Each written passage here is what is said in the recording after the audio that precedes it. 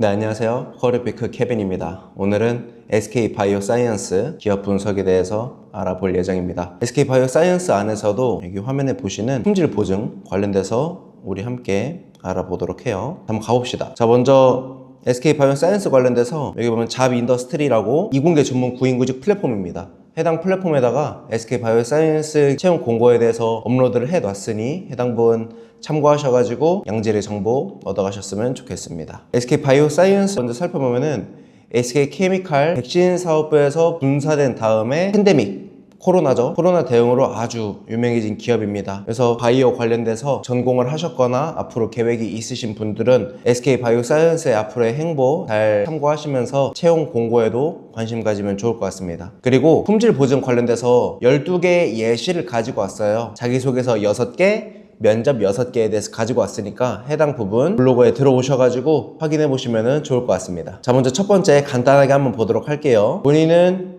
퀄리티 매니지먼트 시스템을 전공을 하면서 특정 프로젝트를 수행했다라고 했습니다. 그리고 그 밑에는 프로젝트에 대해서 자세하게 나왔는데, 여러분들 제가 지금 예시로 가져온 것들을 보면은 영어 네이밍을 그대로 그냥 다 가지고 왔습니다. 이게 뭐냐면은 현장에서 쓰고 있는 용어들인 거예요. 현장에서 쓰고 있고 해당 부분을 여러분들도 학교에서 배웠거나 아니면 현직에서 계실 때 이런 부분을 활용하고 계신다라고 한다면 여러분들이 용어를 적극적으로 사용해 주신 게 맞긴 합니다. 그래서 굳이 한글로 순화하지 마시고 이런 부분들은 영어로 다 말씀하시면 되고, 분석 포인트 3가지를 가지고 왔으니까 해당 부분도 참고하시면 되겠습니다. 그리고 두 번째는 대학원 관련된 사례를 가지고 왔는데, 대학원의 사례에서도 이와 같이 자세한 내용을 가지고 왔습니다. 여기서 돋보이는 것은 리뷰 사이클을 14일에서 3일로 단축을 했다라는 거고, 3일을 단축하는 과정에서 특정 보고서에 객관적인 자료를 제공했다 라는 것까지 여러분들이 확인을 할 수가 있습니다. 그리고 앞으로 이런 것들을 수행을 하면서 내가 SK 바이오사이언스에서 기여하겠다라고 내용이 나와 있는 거죠, 지금. 그러니까 앞에서 본인이 한 내용들과 더불어서 이후에 SK 바이오사이언스에서 어떻게 하겠다라는 내용까지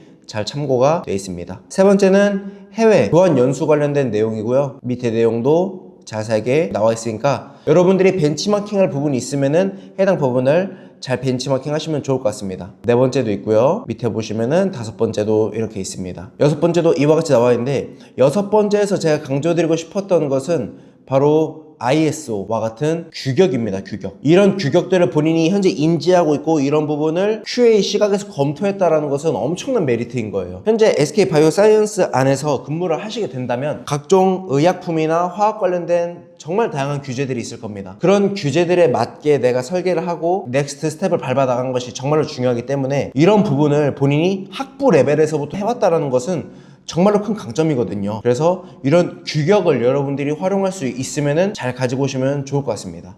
여기도 분석 포인트에 규격이 나와 있는 거 잘 보이시죠? 규격은 여러분들 정말 중요하니까 꼭 가지고 올 수 있으시면은 가지고 와주시면 좋을 것 같아요. 자, 이제 면접입니다. 첫 번째 질문. SK 바이오사이언스의 체인지 컨트롤 프로세스에서 가장 우선시 돼야 될 요소는 무엇이냐고 생각하냐? 라고 물어봤습니다. 이거에 맞게 밑에 답변이 있는데, 답변을 할 때는 3가지 요소에 대해서 먼저 정리가 돼 있고 그 밑에 그거에 대한 설명들이 나와 있습니다. 그래서 답변을 하실 때는 내용이 좀 길어질 것 같으면은 위에다가 내가 앞으로 어떤 것을 말하겠다라는 것을 간략하게 말씀을 해주시고요.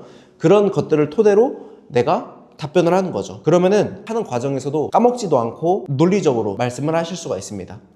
이게 면접관마다 다 다르겠지만 질문을 한 뭉땡이 주시는 분들이 있어요. 답변을 하시는 분들은 그런 부분도 잘 고려를 하셔가지고 누순하지 않도록 답변을 잘하기 위해서는 질문을 왕창 주신 것들을 먼저 간략하게 요약을 하고요. 그 요약에 맞게 내가 설명을 하는 것이 듣는 사람 입장에서도 듣기도 편하고 말하는 사람 입장에서도 해당 부분이 말하기가 편하다라는 것을 인지하시면 좋을 것 같습니다. 두 번째, FDA 얘기가 나오네요.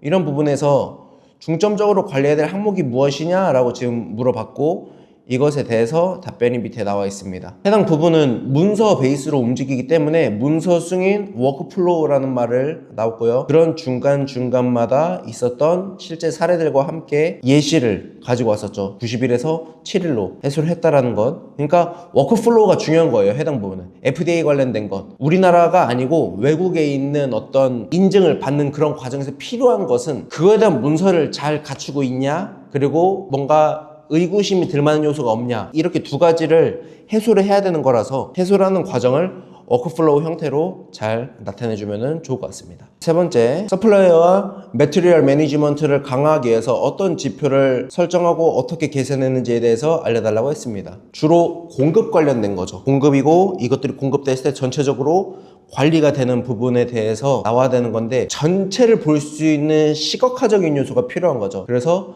시각화 대시보드를 집계해서 활용을 했다라는 것. 그러니까 해당 질문은 뭐냐면은 이 사람이 전체 눈을 볼 수 있는 사람인지 아닌지가 궁금한 거예요, 지금.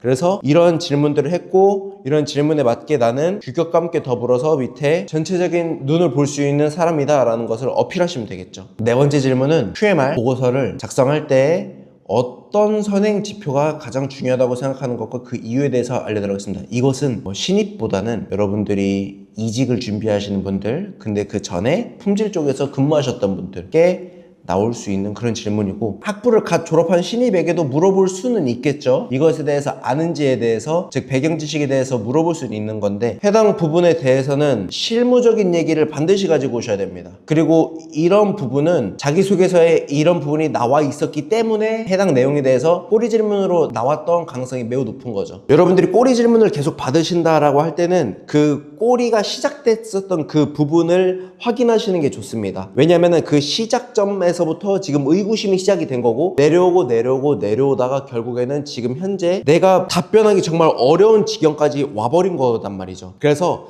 답변을 하시는 과정에서 이거 끝내면은 땡이겠지, 이거 끝내면 땡이겠지, 당장 내 눈앞에 보이는 그런 답변만 생각하지 마시고 처음 꼬리 질문이 시작됐었던 그것에 대해서 의구심을 해결해 줄 수 있는 것들을 두 번째, 세 번째, 네 번째 스텝의 답변에다가 녹여주시는 게 좋아요. 그래야 그 꼬리의 순환이 멈춥니다. 그래야 멈춰요. 이 부분을 꼭 아셔야 되는 게, 꼬리에 꼬리를 계속 물다 보면은 궁극적으로 내가 마지막으로 정말 답변을 잘했어도 이 과정 자체가 검증하려고 하고 네거티브한 요소도 있을 거고 이 사람 뭐지라고 하는 그런 궁금증도 있을 거란 말이죠. 이것들을 다 해소를 해줘야 되는 건데 애초에 이 시작점부터 끝내시는 게 맞는 거예요.